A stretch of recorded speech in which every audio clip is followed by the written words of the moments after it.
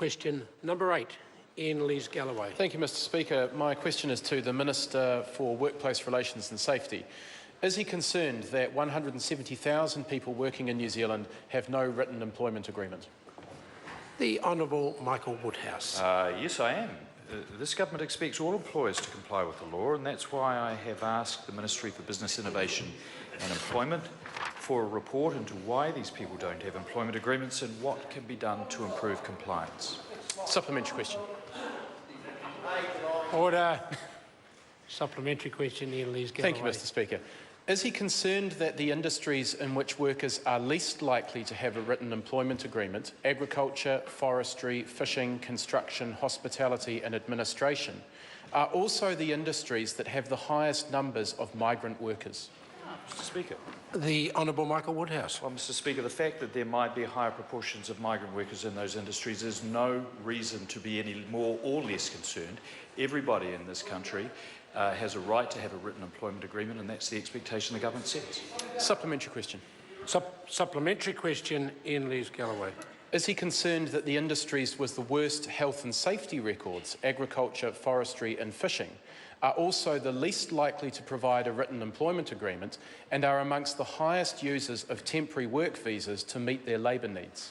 Mr Speaker. The Honourable Michael Woodhouse. Well, I repeat the answer to the previous supplementary question, but I would agree to the extent that the lack of a written employment agreement is one of the leading indicators of other minimum employment standards not being met, which was why last year the government passed law to increase the expectations on employers for documentation and the consequences of not having it. Supplementary question.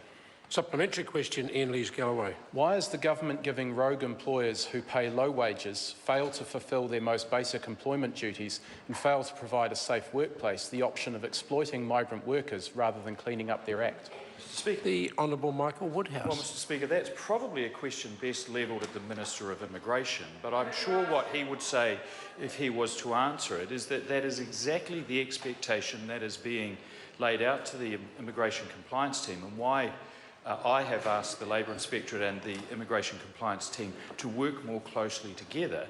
Access to the international labour market by employers is a privilege, not a right, and it's one that can be lost. Supplementary question. Supplementary question, Iain Lees-Galloway. Shouldn't he focus on getting those employers to sort out their employment practices before claiming that young Kiwis are all lazy and on drugs? Mr Speaker. The Honourable Michael Woodhouse. Mr Speaker, I reject the second part of that. No member of this government has, and I quote the member in his question, said that all Kiwis are lazy. What we have said is that there are barriers to employment that need to be removed one by one, and this government has done more than any to do so. But in terms of the sentiment of the question, I don't necessarily disagree with it. Question